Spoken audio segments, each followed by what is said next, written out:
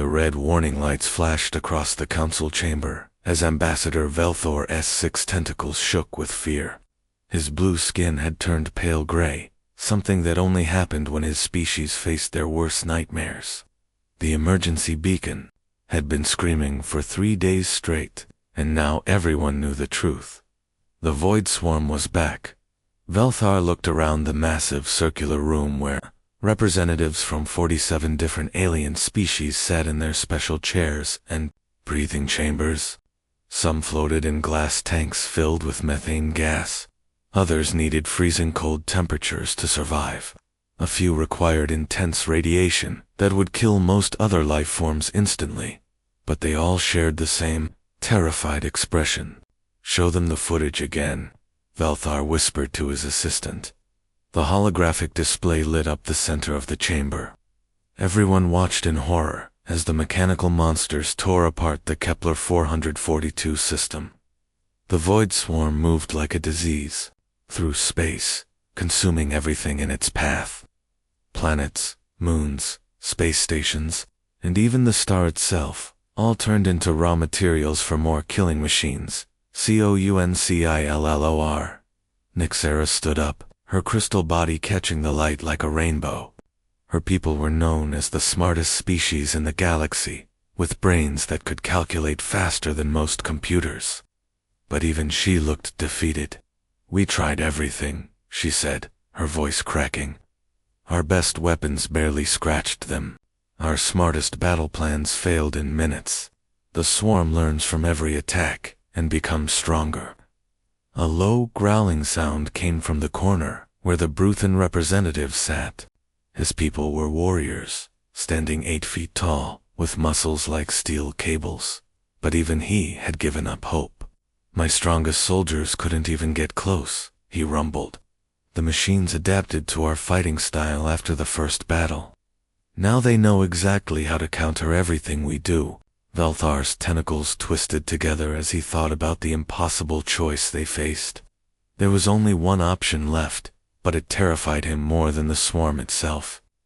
"There is one species we haven't contacted yet," he said quietly. The room fell completely silent. Everyone knew who he meant. The humans. Nyxera's crystal form dimmed with fear. "But they're from Earth. That place is a death world. Nothing should be able to live there, but somehow they do. They're completely insane." Velthar nodded slowly. Earth was legendary throughout the galaxy, but not in a good way. It was a planet where everything tried to kill everything else. The weather could change from burning hot to freezing cold in hours. Massive storms could destroy entire continents. The ground itself could split open and swallow cities whole. Most species would die just from breathing Earth's atmosphere. The gravity was too strong. The radiation from their sun was too intense. Even their water could kill you if you weren't careful. But humans didn't just survive there, they thrived. "I've heard stories," whispered another counselor. "They actually enjoy danger. They jump out of flying vehicles for fun. They climb the tallest mountains just because they exist. They dive to the bottom of their oceans, where the pressure should crush them flat. They fight each other constantly," added another, "not just with weapons, but with their bare hands. They call it sports, and millions watch for entertainment." Velthar pulled up Earth's coordinates on his personal device. His tentacles trembled as he prepared to send the message that could save them all, or doom the entire galaxy.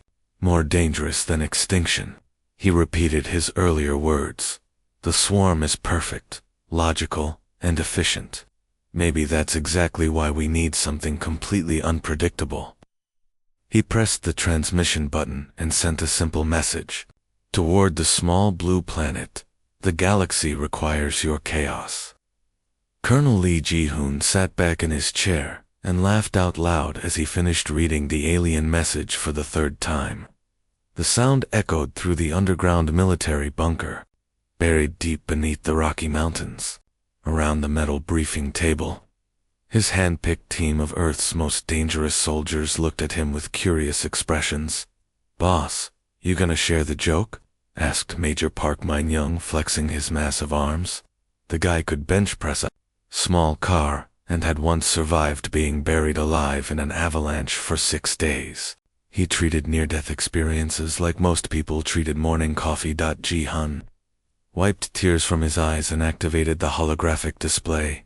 The alien message appeared in glowing blue letters, translated into simple English by their computers. "Listen to this," he said, clearing his throat dramatically. "Greetings, humans of Earth. We are the Galactic Council, representing 47 advanced civilizations. An ancient enemy called the Void Swarm has awakened and threatens all life in the galaxy. Our superior technology and vast knowledge have proven useless against this threat. In our desperation, we humbly request the aid of your species, despite your reputation as dangerous Deathworld inhabitants." Captain Kim Soyang stopped cleaning her plasma rifle and looked up with a grin. She had short black hair and scars covering both arms from her time fighting giant acid-spitting creatures on Titan. "Wait, let me get this straight. They think we're the dangerous ones. It gets better." Ji-hun continued reading. "We understand your people come from a hostile environment and may possess unique combat capabilities that our peaceful species lack. Please consider helping us in this time of great need." Lieutenant Commander Choi Jin-woo burst out laughing so hard he nearly fell off his chair. Peaceful species. These guys probably never even heard of a food chain. I bet they grow their food in sterile labs and think paper cuts are life-threatening injuries. Sergeant Oh Hae-jin was already loading magazine after magazine with armor-piercing rounds, her movements smooth and automatic from years of practice. She had grown up in the Australian outback, where everything was poisonous, and later spent 5 years fighting in the Martian underground wars. "So what exactly are these Void Swarm things?" she asked, without looking up from her weapons. Ji-hun pulled up the attached files. "Ancient mechanical entities that consume entire star systems. They adapt to any strategy, learn from every battle, and apparently can't be stopped by conventional warfare. Robots that eat planets." Min Young nodded thoughtfully. "Yeah, that does sound pretty nasty. How big are we talking?" The hologram showed images that made everyone whistle in appreciation. The Void Swarm ships were massive geometric shapes covered in weapons and armor. They moved through space like a swarm of mechanical locusts, stripping everything bare. "Each one of those smaller units is about the size of a city block," Ji-hun explained. "The big ones are larger than Manhattan Island, and there are millions of them, millions." Soyoung's eyes lit up with excitement instead of fear. "Now that sounds like a proper challenge." Jinwoo stood up and stretched, his joints popping audibly. "Let me see if I understand the situation. Super advanced alien civilizations with technology we can barely imagine have tried everything they can think of. And these robot things just adapt and keep winning." "That's about right," Ji-hun confirmed. "And now they want us to try, even though we're supposedly the crazy dangerous primitives from the scary death planet." "Exactly." Jinwoo grinned and cracked his knuckles. "Well, when you put it like that, how can we say no? Besides, someone needs to teach these aliens what real fighting looks like." Hae-jin finished loading her last magazine and looked around the table. "I don't know about you guys, but I'm getting tired of fighting the same old enemies down here. Giant robots from space sound way more interesting than another border dispute." Minyoung was already pulling up star charts on his tablet. "How long until we can get a ship ready? I want to see what these Void Swarm things are made of." Ji-hun stood up and activated the base-wide communication system. "Attention all personnel. This is Colonel Ji-hun. We just received a job offer from some very polite aliens who think we might be useful in a galaxy-wide war against killer robots. Anyone interested in showing the universe what Earth's finest can do?" The response was immediate and overwhelming. Cheers and battle cries echoed through every corridor and room in the base. The space around the dying Zarian system looked like a graveyard of metal and fire. Broken alien ships floated everywhere, their hulls torn open like tin cans. In the distance, The void swarm moved like a dark cloud, consuming everything in its path. The remaining council fleet hung back at what they considered a safe distance, their shields glowing with protective energy. Then the humans arrived. Captain Yoon Tae-yoon felt his stomach lurch as the CSS Defiance dropped out of hyperspace right into the middle of the battle zone. Around him, his crew barely noticed the violent transition that would have knocked most alien species unconscious. They had trained in Earth's gravity wells and magnetic storms. This was nothing.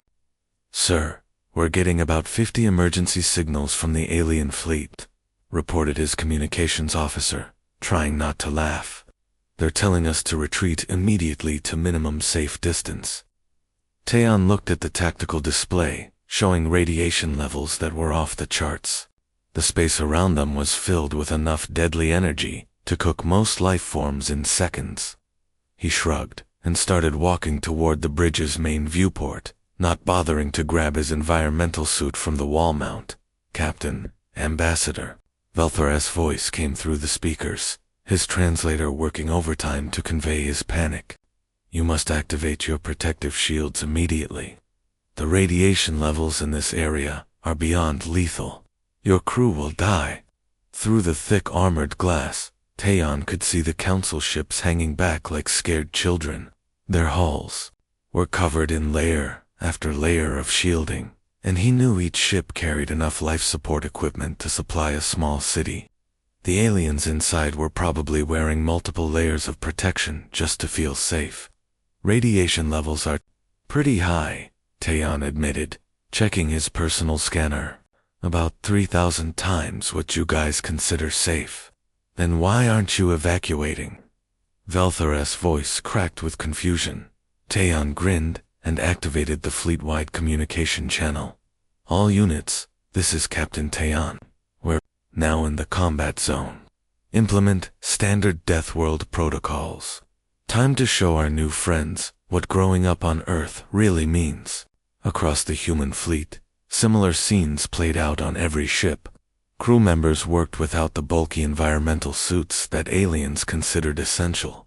They moved quickly through areas that would require extensive safety procedures for any other species.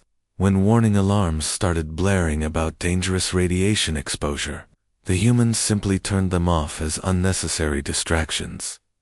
On the engineering deck of the destroyer, Incheon Chief Warrant Officer Kim Bong-soo was elbow-deep in a plasma conduit that was leaking enough energy to power a small moon.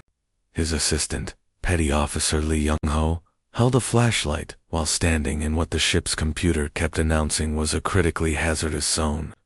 "Hand me that wrench," Bong-soo called out, sweat dripping from his forehead. "The big one. The radiation detector is going crazy," Young-ho mentioned casually. "Says we should be dead by now." "Yeah, well, the detector never lived through a solar storm on Mars. Pass me those wire strippers." Meanwhile, on the Council flagship, dozens of alien scientists were glued to their monitoring equipment, watching the human ships with a mixture of terror and fascination. "This is impossible," whispered Dr. Zephi, a brilliant physicist whose species had mastered space travel when humans were still discovering fire. "They're walking around in conditions that would kill our strongest warriors instantly." "Look at this," called another scientist.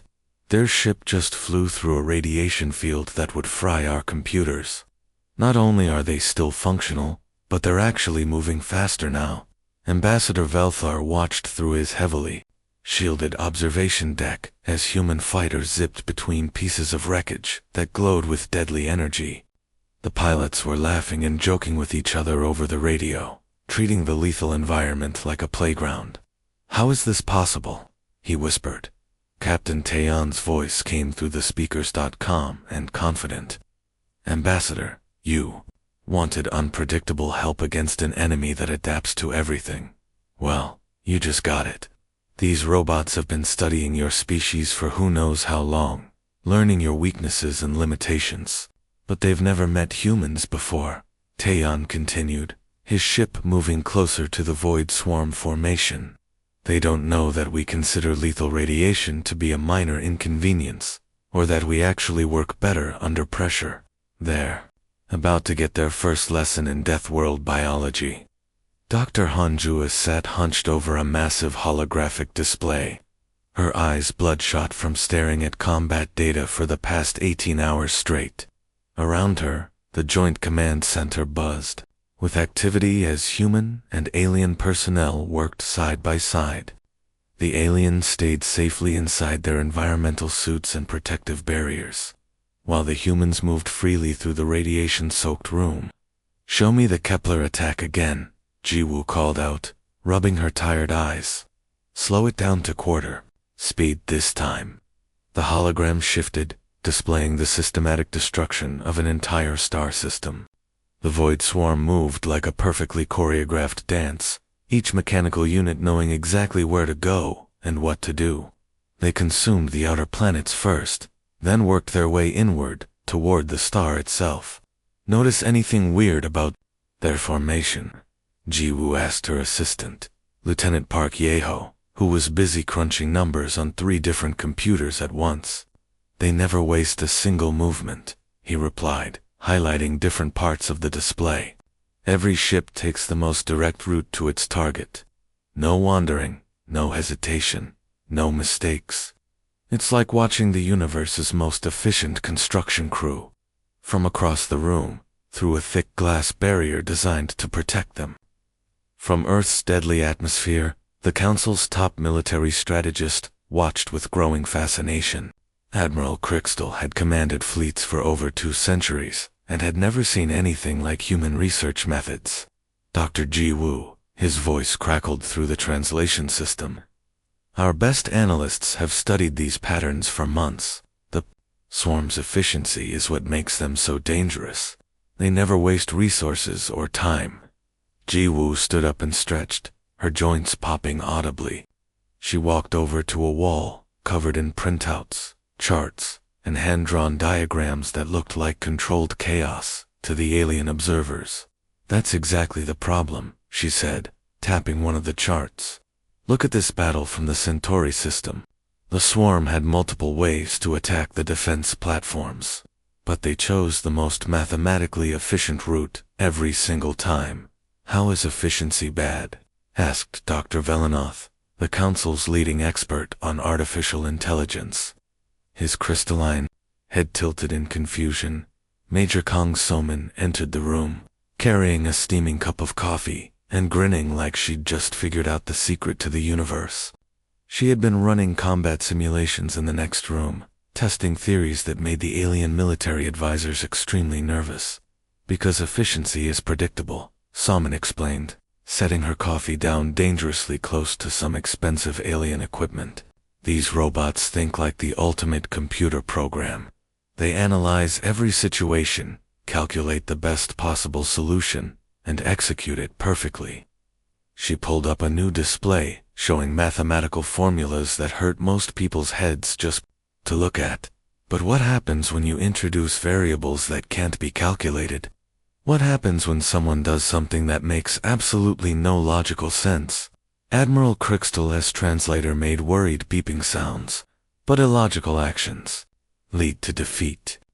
Military strategy requires careful planning and rational decision-making. Not on Earth it doesn't." Jiwoo laughed, pointing to a section of historical human battles. "Some of our greatest military victories came from commanders who did things that seemed completely insane at the time." She highlighted several examples on the screen. "During World War II, one of our generals convinced the enemy he was going to attack in a completely different location by using fake radio chatter and inflatable tanks. In ancient times, a small group of soldiers defeated a massive army by pretending to retreat, then attacking when the enemy got overconfident. But those strategies worked because they fought against other biological entities." Dr. Velanoth protested. "These are artificial intelligences. They don't have emotions or psychological weaknesses." Soman's grin grew even wider. "That's exactly why this will work. The swarm has studied every council species for who knows how long. They know exactly how you think, how you fight, and how you react under pressure. They've adapted to counter every logical military strategy in your databases. She walked over to the tactical display and started drawing with her finger, creating what looked like the most chaotic battle plan ever conceived. But they've never met us before, she continued. They don't have any data on human psychology, or our complete willingness to try stuff that should get us killed. They're programmed to expect rational behavior from their enemies. Jiwoo nodded enthusiastically. The swarm's greatest strength is also its fatal weakness. It's too perfect, too logical, too predictable. She turned to face the worried-looking aliens through their protective barrier.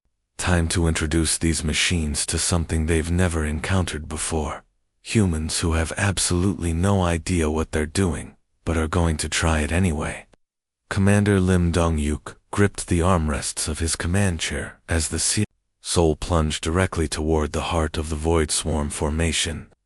Behind him, his bridge crew worked with the calm efficiency of people who had grown up expecting death around every corner. Warning alarms screamed constantly, but everyone had learned to ignore them years ago. "Sir, the swarm is repositioning to intercept us," reported his tactical officer, sweat beading on her forehead. "They're forming a perfect defensive wall. No gaps anywhere."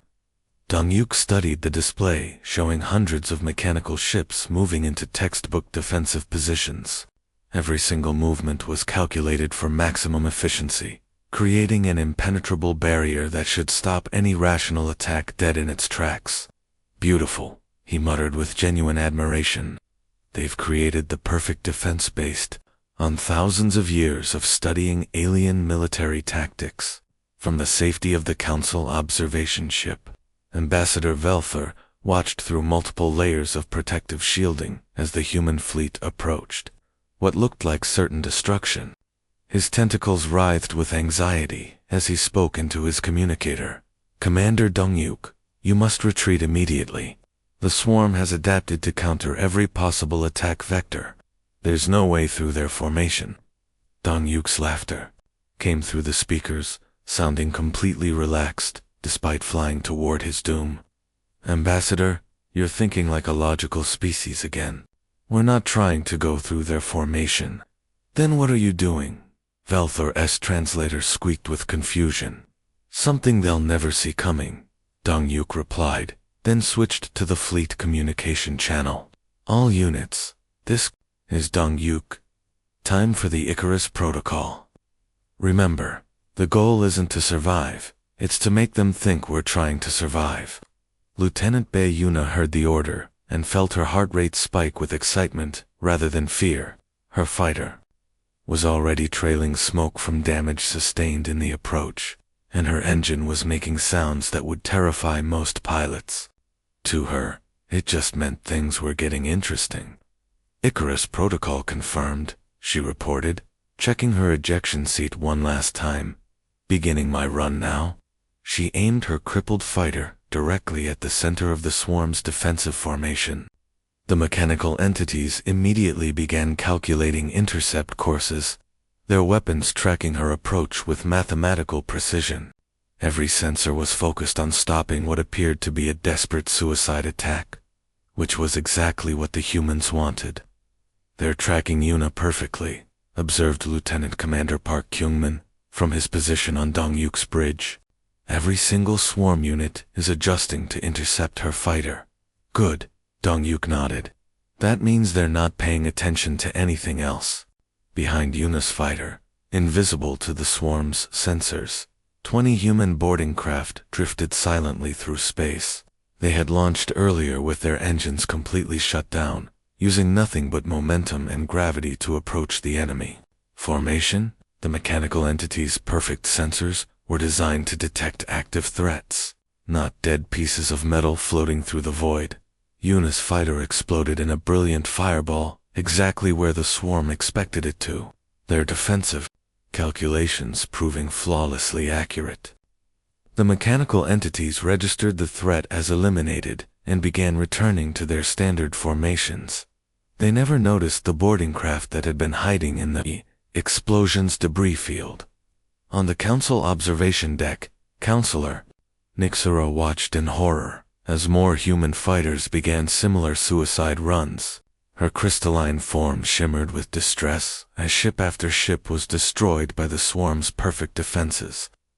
"This is madness," she whispered. "They're throwing their lives away for nothing. The swarm is destroying them effortlessly." Colonel Jihoon stood beside her, completely calm as he watched his people die. "That's what it looks like, isn't it? But keep watching the sensor readings." Nixera looked closer at her instruments and gasped. "There are human life signs inside the swarm. Ships, but how?" "We watched their fighters get destroyed. The explosions were cover," Jihoon explained patiently. "Every suicide run delivered boarding parties to different parts of their formation. The swarm's sensors are so good, they tracked every single fighter perfectly, which meant they ignored everything that looked like debris."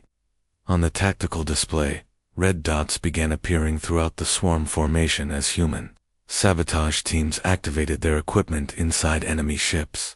The mechanical entities that had adapted to counter every known form of alien warfare suddenly found themselves dealing with something completely new.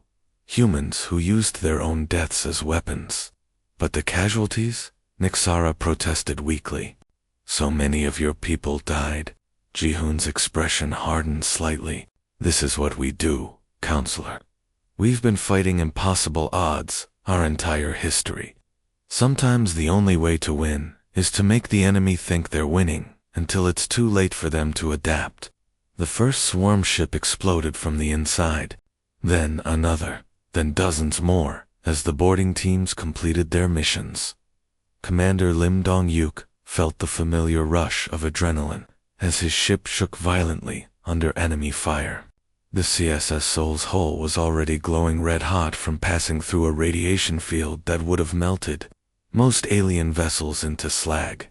Around him, his crew worked with the practiced calm of people who had spent their entire lives dancing with death. "Damage report," he called out over the screaming alarms. "Hull breach on Deck 7. Engine 3 is offline, and we're venting atmosphere from 12 different locations," his engineering officer reported cheerfully. "Oh, and the coffee machine in the mess hall exploded." "The coffee machine," Dong raised an eyebrow with genuine concern. "Don't worry, sir. I grabbed the good stuff before it blew." This casual conversation, while flying through hell itself, would have given the council species nervous breakdowns, but for humans, it was just another day at the office. The Void Swarm's sensors were going crazy, trying to understand why these creatures seemed completely unconcerned about mortal danger. Through his tactical display, Dong-yuk watched the enemy formation adjust their positions with mechanical precision. Every movement was calculated to create the perfect defensive grid. No logical attack could possibly break through such flawless positioning. "Beautiful work," he admitted, studying their formation. "They've analyzed thousands of years of alien military tactics and created the ultimate defense. Too bad we're not aliens." From the safety of the council observation ship floating miles away, Ambassador Velthor watched through multiple layers of protective shielding. His blue skin had turned almost white with terror as he witnessed what appeared to be a human suicide. "Mission Commander Dong-yuk." His voice crackled through the communication system. "You must retreat immediately. Our greatest military minds spent months trying to break through similar formations. It's impossible." Dong-yuk's laughter echoed through the bridge as another explosion rocked his ship. "Ambassador, that's your problem right there. You're thinking like civilized beings. We're not trying to break through anything. Then what are you doing?" Velthor's translator practically squeaked with confusion. "Something no logical species would ever attempt," Dong-yuk replied, switching to the fleet-wide channel. "All units, execute the Icarus Protocol. Remember everyone, we're not trying to win this engagement. We're trying to lose it in exactly the right way." Lieutenant Bayuna received the order and felt her pulse quicken with excitement rather than fear. Her fighter was already trailing smoke and sparks from the brutal approach through enemy fire. Most pilots would be panicking about their failing systems. But Yuna had grown up racing speeders through asteroid fields for fun. Icarus Protocol. Confirmed, she reported, running through her pre-ejection checklist one final time. Beginning my run, try not to miss me too much when I'm gone. She aimed her dying fighter straight at the heart of the swarm's defensive wall. The mechanical ships immediately began tracking her approach with mathematical precision, their weapon systems calculating the exact moment to fire for guaranteed destruction. Every single enemy sensor focused on her fighter, marking it as the primary threat, requiring immediate elimination. Their targeting computers worked overtime to ensure not even a piece of debris would survive her attack, which was exactly what the humans had counted on. While the swarm concentrated on Yuna's obvious suicide run, 20 stealth pods drifted silently through space behind her. They had been launched hours earlier with their engines completely shut down, using nothing but momentum and careful calculations to reach this exact position. The mechanical entities, perfect sensors, were designed to detect active threats and energy signatures. They completely ignored what appeared to be random pieces of space junk floating harmlessly through the battle zone. Yuna's fighter exploded right on schedule, turning into a brilliant fireball that lit up the darkness of space. The swarm's defensive calculations had worked flawlessly, eliminating the threat with typical mechanical efficiency. But in the chaos and debris of that explosion, 20 human boarding teams silently activated their assault gear and began cutting through enemy hulls on the Council observation deck. Counselor Nixera watched more human fighters begin similar kamikaze runs. Her crystal body flickered with distress as ship after ship was destroyed. "This is horrific," she whispered. "They're sacrificing themselves for nothing. The swarm is destroying them effortlessly." Colonel Ji-hoon stood beside her, his expression completely calm as he watched his soldiers die. "Keep watching your sensors, Counselor." Nixera looked closer and gasped. "There are human life signs inside the swarm ships. But how?" "Every explosion delivered a boarding party," Ji-hoon explained. "The swarm focused so perfectly on stopping the fighters that they never noticed the real attack. Deep inside the enemy vessels, human sabotage teams were already at work, doing what they did best, causing organized chaos where perfection had once reigned supreme." Sergeant Major Im Kyung-jae floated through the darkness between massive void swarm ships, his damaged suit hissing softly as precious oxygen leaked into the vacuum of space. Around him, his 5-person infiltration team moved like ghosts through the mechanical graveyard, their magnetic boots the only sound echoing through the enemy formation. "Sir, my suit's computer keeps telling me I should be dead," whispered Corporal Moon Hai-hoon, checking her oxygen levels for the 10th time in 5 minutes. "It's been flashing red warnings for the past hour." Kang-jae chuckled quietly, his breath fogging the inside of his cracked helmet visor. "Hai-hoon, that computer was programmed by people who never had to survive a Martian dust storm or work in the deep ocean trenches. We'll be fine." The truth was, they probably shouldn't have been fine. Their insertion pod had been damaged during the chaotic boarding operation, leaving all their equipment barely functional. Most alien species would have aborted the mission immediately, but humans had learned long ago that barely functional was often good enough if you were creative about it. Specialist Ru Jin-wan crawled along the hull of a swarm ship that was easily the size of a city block, his suit's radiation detector clicking frantically. The mechanical surface beneath him pulsed with enough energy to cook most life forms instantly, but he treated it like climbing a particularly challenging mountain. "Boss, I'm picking up some weird patterns in their hull design," he reported quietly. "These things are built for maximum efficiency. Every surface serves multiple purposes: weapons, shields, sensors, everything integrated perfectly." "Which means?" Kang-jae asked, though he already suspected the answer. "Which means they probably can't handle random damage very well. Their systems are too interconnected." Hit the wrong spot, and you might cascade failures throughout the entire ship. Private First Class on Subin was already unpacking their demolition equipment, grinning behind her helmet visor. She had grown up in the mining colonies of Ceres, where controlled explosions were as common as breakfast. To her, the massive alien warship was just another rock that needed creative reshaping. "How much boom are we talking about here?" she asked, eagerly, running her hands over charges that could level a city block. "That's the beautiful part," Kyunjae replied, studying the swarm ship's construction through his suit's scanner. "We're not trying to destroy these things outright. We're trying to confuse them." He pointed to various locations along the hull where strange geometric patterns created weak points in the armor.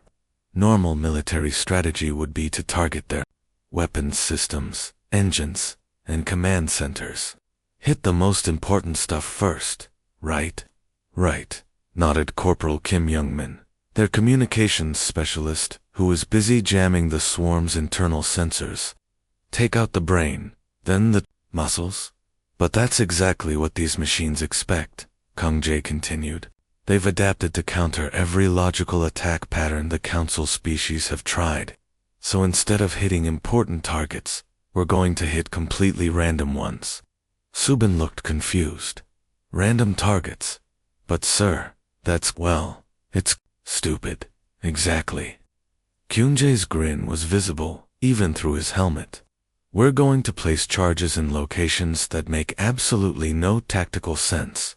Hit their garbage disposal systems, their corridor lighting, their food processing units, assuming they even have food processing units." Haihung was already moving toward what appeared to be some kind of maintenance hatch. "I think I'm starting to understand. Their artificial intelligence will try to figure out our strategy based on where we attack. But if our strategy is to have no strategy," added Jinwan, "then their computers will go crazy, trying to predict our next move." The team spread out across the hull of the massive ship, each member carrying charges toward targets that would seem completely pointless to any logical military mind. Subin placed explosives next to what appeared to be decorative hull plating. Youngmin attached his devices to communication arrays that had nothing to do with combat operations. "Remember," Kyunjae reminded them as they worked, "the goal isn't to sink these ships. It's to make them paranoid. Every time they try to calculate our attack pattern, we want them to come up with a different answer." Through his suit radio, he could hear similar conversations from other human teams working throughout the swarm formation. Dozens of infiltration groups were planting charges in the most illogical places they could find, creating a puzzle that no artificial intelligence could solve. "Charges set," Suben reported happily. "I put them next to what I think might be their laundry facilities." "Laundry facilities," Haihung laughed. "Do robots even do laundry?" "That's exactly why it'll drive them crazy," Kyunjae replied. "They'll spend the next 6 hours trying to figure out why humans would consider clean clothes to be a strategic target." In the distance, the first explosions began as other teams completed their missions. Each detonation was small, precise, and completely baffling to the swarm's tactical computers. "Time to go home," Kyunjae announced. "Let's see how these perfect machines handle a little organized chaos." Lieutenant Yang Xiaojin pressed herself against the cold metal wall of a maintenance tunnel deep inside the void, swarm's central hub. The massive structure stretched out in all directions around her team, like the inside of a mechanical planet. Every surface hummed with power, and strange lights pulsed through transparent tubes carrying data at the speed of light. "This place gives me the creeps," whispered Specialist No Minjae, his voice barely audible through their suit radios. "It's like being inside the brain of a giant computer that's trying to figure out how to kill everything in the galaxy." "That's pretty much exactly what this is," replied Xiaojin, checking her scanner for the 100th time. The device kept giving her readings that made no sense, as if the ship's interior was constantly rearranging itself. Behind them, Corporal Park Jae-in carried a backpack full of equipment that would have confused even Earth's top scientists. Half of it was standard military demolition gear, but the other half looked like it had been cobbled together from spare parts and pure human stubbornness. "Ma'am, the walls are definitely watching us," he reported quietly. "I can see sensor clusters, tracking our every move. This thing knows exactly where we are." "Good," Seojin nodded, though her stomach was doing "That means it's trying to figure out what we're planning." The truth was, they were completely lost. The swarm's central hub was larger than most space stations, and built with a logic that no human mind could fully comprehend. Corridors led to rooms that shouldn't exist, and gravity seemed to point in different directions depending on where you were standing. But instead of being terrified, Seojin's team was almost enjoying themselves. They had grown up in environments that actively tried to kill them, so a confusing alien death maze was just another Tuesday. "Look at this," called Private Kim Do-yeon from up ahead. He was crouched next to what appeared to be a wall covered in millions of tiny lights, each one blinking in perfect mathematical sequences. "It's like a giant computer screen, but three-dimensional." Min-jae pulled out his scanner and nearly dropped it when he saw the readings. "Seojin, this thing is processing more information every second than Earth's entire internet handles in a year. It's calculating millions of possible scenarios simultaneously, including scenarios about us," she asked. "Especially scenarios about us. Look at this." He showed her the display, where complex equations scrolled past faster than human eyes could follow. "It's trying to predict our every move based on standard military tactics, psychological profiles, and statistical probability." Seojin studied the data for a moment, then started laughing so hard she had to lean against the wall for support. "Oh, this is perfect. It's treating us like a math problem." "What's so funny about that?" Jaeon asked nervously. "Being solved. Like a math problem sounds pretty bad to me." "Only if you're actually solvable," Seojin grinned, reaching into her pack and pulling out what looked like a children's toy wrapped in explosive tape. "But what happens when you give a computer a problem that has no logical solution?" She held up the device, which was essentially a rubber ball with flashing lights and enough C4 explosive to level a small building. Any reasonable military strategist would have called it the stupidest weapon ever conceived. "Ma'am," Do-yeon said slowly, "what exactly is that supposed to do?"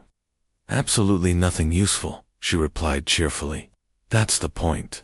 This little beauty will bounce around randomly, make pretty lights, play annoying music, and then explode after a completely unpredictable amount of time." Min-jae was staring at his scanner again, watching the AI's calculations spin faster and faster. "It's trying to figure out the tactical significance of your ... bouncy bomb thing. Its processors are working overtime, trying to determine why humans would use such an illogical weapon." "Because we're not trying to be logical," SEO explained, pulling out several more equally ridiculous devices. "We're trying to be so completely random that this artificial brain ties itself in knots, trying to understand us." She handed each team member a different bizarre contraption. Jaeon got a device that looked like a disco ball, crossed with a hand. Grenade Do-yeon received something that appeared to be a rubber chicken stuffed with high explosives. "The beautiful thing about artificial intelligence," she continued, "is that it needs patterns to function. It analyzes data, finds logical connections, and makes predictions based on established rules. And we're about to break all the rules," Min-jae realized, his own grin matching hers. "Exactly. This AI has studied every alien species in the galaxy and learned to counter their tactics. But it's never met humans before, and we specialize in doing things that make absolutely no sense to anyone, including ourselves." Through the walls around them, they could hear the mechanical sounds of the swarm's central processors working harder and harder, trying desperately to solve the puzzle of human behavior. "Ready to give this supercomputer the worst headache in galactic history?" Seojin asked her team. The answer was a unanimous yes. Captain Shin Yemin stood on the bridge of the CSS Busan, watching his tactical display with a mixture of amazement and professional pride. Around him, his crew worked with the calm efficiency of people who had just witnessed something that would be talked about for centuries. "Status report on the swarm formations," he called out, though he could already see the chaos unfolding on his screens. Tech Sergeant Park Yoonji looked up from her monitoring station, her expression caught between laughter and disbelief. "Sir, I've been analyzing artificial intelligence systems for 15 years, and I've never seen anything like this. The swarm's central network is basically having a complete meltdown." She pulled up a display showing the mechanical entities, communication patterns. Instead of the perfectly organized data streams they had maintained for millennia, the network now looked like a tangled mess of contradictory signals. "Look at this," Yoonji continued, highlighting different sections of the readout. "Their processors are stuck in infinite loops trying to figure out why we attacked their laundry facilities, recreational areas, and what appears to be their equivalent of employee break rooms." Lieutenant Commander Yu Sang-ho was monitoring communications from the other human ships scattered throughout the swarm formation. "Captain, I'm getting similar reports from all our infiltration teams. The mechanical units are literally arguing with each other about our tactical intentions." Yemen pulled up the external camera feeds and whistled softly. In the space around them, void swarm ships that had moved in perfect coordination for thousands of years were now bumping into each other like confused animals. Some were firing their weapons at empty space, while others had simply stopped moving entirely. "They're trying to calculate the strategic value of our rubber chicken bombs," reported Corporal Kim Young-shil from the weapons station. "Their artificial intelligence keeps running the same analysis over and over, but it can't find any logical military purpose for exploding poultry." From the safety of the Council observation fleet, Ambassador Veltor watched the impossible scene unfold through his heavily shielded viewport. His tentacles writhed with a mixture of terror and fascination as he witnessed the galaxy's most feared enemy destroy itself through sheer confusion. "This cannot be happening," whispered Dr. Zephi, the Council's leading expert on artificial intelligence. "The swarm's computational power exceeds our entire civilization's combined processing capacity. How can simple chaos cause such complete system failure?" Colonel Lee Ji-hoon's voice came through their communication system, calm and almost sympathetic. "Doctor, you're still thinking like a logical species. The swarm's strength comes from its ability to analyze patterns and predict behavior based on established data. But we gave it patterns that don't exist," he continued. "Human behavior that follows no logical framework. Our artificial intelligence isn't malfunctioning. It's doing exactly what it was designed to do. It's just trying to solve an unsolvable problem." On Yemen's ship, the monitoring equipment showed swarm vessels throughout their formation beginning to turn on each other. Some units were convinced that the laundry facility attacks were part of a complex psychological warfare strategy. Others believed the random explosions were coded messages in a language they didn't understand. "Sir, we're picking up internal communications from the swarm network," reported Yenji, her voice filled with amazement. "They're actually debating the tactical significance of our disco ball grenades. One group thinks they're advanced sensor equipment, while another faction believes there's some kind of religious ritual." "A religious ritual?" Yemen raised an eyebrow. "They can't understand why else we would make our weapons play music and flash pretty lights before exploding. Their logical processors are trying to assign spiritual meaning to what is essentially a very expensive practical joke." Throughout the swarm formation, mechanical entities that had operated in perfect harmony for millennia were now working against each other. Some ships were trying to retreat from what they calculated as incomprehensible human superweapons, while others attempted to advance toward targets they couldn't identify. The artificial intelligence that had conquered dozens of star systems was slowly tearing itself apart because it couldn't accept that sometimes there was no deeper meaning behind human actions. Sometimes humans did things simply because they seemed like a good idea at the time. "All teams report mission success," announced Lieutenant Park Ji-won from the communications station. The swarm's central coordination network has completely collapsed. They're operating as individual units now, and most of those units are too confused to function properly. Yemen nodded with satisfaction. Helm, signal the fleet. Time to finish this, while they're still trying to figure out what we were thinking. As the human ships moved in for the final assault, the Void Swarm continued its mechanical breakdown, proving once again that sometimes the best solution to an impossible problem was to ignore logic entirely and try something completely ridiculous. Instead, Admiral Song Woo-bin straightened his uniform as he walked into the massive council chamber, his boots echoing loudly in the hushed silence around him. Representatives from 47 different alien species watched with expressions ranging from amazement to outright terror. 3 weeks ago, these same beings had considered humans to be dangerous primitives from a nightmare planet. Now they looked at him like he had just performed a miracle. The chamber itself was a monument to alien engineering, with gravity fields allowing different species to exist comfortably in the same space. Crystalline beings floated in zero zones, while methane breathers swam in their specialized tanks. The air recycling systems worked overtime to accommodate dozens of different atmospheric requirements. But Woo-bin walked through it all in just his standard military uniform, breathing the regular atmosphere that would have been toxic to most species present. He had grown up in the asteroid mining colonies where a blown airlock was just another workplace hazard. This fancy chamber felt downright luxurious by comparison. Behind him, his senior staff followed with the relaxed confidence of people who had just saved the galaxy by doing something completely ridiculous. Colonel Lee Ji-hoon carried a briefcase full of battle reports that read like comedy sketches. Major Park Min-young still had scorch marks on his armor from personally wrestling with a swarm maintenance robot that couldn't figure out why humans would attack it. Ambassador Velthar rose from his specialized platform, his tentacles trembling, with what Woo-bin had learned was the alien equivalent of deep respect mixed with healthy fear. The blue-skinned diplomat had aged visibly during the past few weeks as he watched humans casually accomplish the impossible. Admiral Song Woo-bin of the Terran Defense Force, Velthar began, his translator working overtime to convey the formal tone.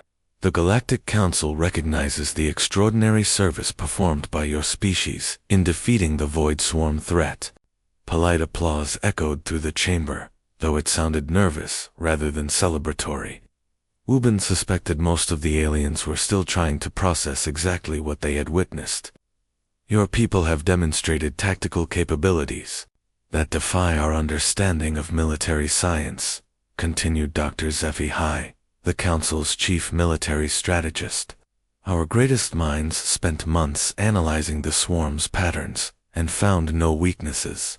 You destroyed them in 3 weeks using rubber chickens and disco balls. Don't forget the inflatable slide, added Captain Kim Soyang from behind Woo-bin, trying not to laugh. That thing worked better than we expected. Several alien representatives made distressed sounds at the reminder of how humans had used children's playground equipment as assault weapons. The tactical recordings still gave their military analysts headaches. Counselor Nixera stepped forward, her crystalline form shimmering with colors that Woo-bin's translator indicated meant profound gratitude mixed with lingering confusion. We must ask, ... How did you know your chaotic tactics would work?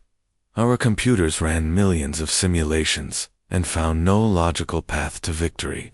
Woo-bin grinned, the same expression that had terrified alien observers throughout the campaign. Ma'am, that's the thing about being human. Most of the time, we don't know if our crazy ideas will work either. We just try them anyway and see what happens. But that's ... double quotes. She paused, trying to find words. That's completely irrational. How do you function as a civilization without logical planning and predictable outcomes? Very carefully, replied Major Kong So-min, who had personally convinced a swarm AI that humans were conducting elaborate mating rituals by attaching noisemakers to their explosives, and with a really good sense of humor. The formal ceremony continued with Velthar reading from an ancient document that established protocols for calling upon different species in times of crisis. The language was flowery and diplomatic, but the message was simple. When normal methods failed, the galaxy would call the crazy humans. Therefore, the Deathworlder Accord is hereby established. Velthor announced with obvious relief at having survived the process. Whenever conventional warfare proves inadequate, whenever logic and reason reach their limits, whenever chaos is required to restore order, the Galactic Council formally requests the assistance of humanity. Wubin nodded gravely, though his eyes sparkled with amusement. We accept the responsibility, Ambassador. After all, somebody has to handle the jobs that are too weird for everyone else. Behind him, his team exchanged knowing looks. They had spent their entire lives being told they were too reckless, too unpredictable, too willing to try things that should get them killed. Now they had found their true calling, being the galaxy's emergency problem solvers for situations that required a complete disregard for personal safety and logical thinking.